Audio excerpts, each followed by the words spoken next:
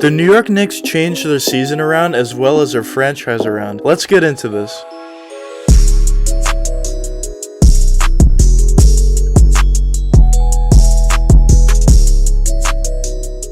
For the last 20 years, the New York Knicks have been known for being a dysfunctional franchise and never winning. Besides the one great season they had in 2012-2013, the New York Knicks never had a good season in about 20 years. The Knicks went through countless head coaches and none of them seemed to work out, and the Knicks kept the same people in front office even though they clearly weren't working out and everything was just dysfunctional. They had Isaiah Thomas in the front office role, and although he was a great player, I don't know if he made a single move that was the right move for the New York Knicks. The Knicks went through player after player, coach after coach. The only thing the Knicks were lacking was stability, and that was a major problem with the Knicks. The only two people that were within the organization for the New York Knicks was James Dolan, of course the owner, and also Steve Mills, who was in the front office role for years. Steve Mills was in the front office role for a long time. He had every position. He got fired one time and then got brought back, but he was always within the organization. Mills made bad move after bad move, but for whatever reason he had James Dolan's trust and he was never fully out of the organization. But eventually things finally turned around for the Knicks last season when they hired Leon Rose. At the time, the hiring of Leon Rose was pretty criticized due to the fact that Leon Rose was never in that position before and he was just an agent for players. But it turned out the fact that Leon Rose was an agent actually helped him out because he knew a lot of players and he had a lot of connections with people inside the league. But when Leon Rose was hired, everything changed. He completely changed the culture around. He did his due diligence and hired the right people in the right spots of the front office for the New York Knicks. He brought in his good friend William Wesley that had a ton of connections with players in the league, and he hired a bunch of other guys that he knew would help him out with his new role because he knew he was a first-time general manager and he didn't know everything, obviously, and you could always use help. Great GMs know that. After doing all the behind-the-scenes stuff within the organization, Leon Rose now had to hire a new head coach. Leon Rose ended up going with Tom Thibodeau, as we all know. That was pretty criticized at first due to the fact he has a reputation of running down his players and he didn't work out in Minnesota, but it looks so far that Tom Thibodeau completely changed everything in New York. The players want to play together, they work hard, and they're playing really well together. Tibbs brought back that hard-working mentality to the New York Knicks that they desperately needed. Julius Randle is having an absolute breakout season, and Tom Thibodeau is one of the main guys that are behind that. Tom Thibodeau does play his main players like Julius Randle and RJ Barrett a ton of minutes. Both of them are leading the league or towards the top in minutes played, but both of them are really young, and in the case of RJ Barrett, obviously, and in the case of Julius Randle, who is also really young, is also in the best shape of his life, so he can handle it right now. Also, this season the Knicks are benefited by the breakout season of a ton of guys they have, especially Julius Randle, as I said before, and RJ Barrett. Typically the Knicks are known for being a really bad drafting team, but this season Obi Toppin isn't playing great either, to be honest with you, but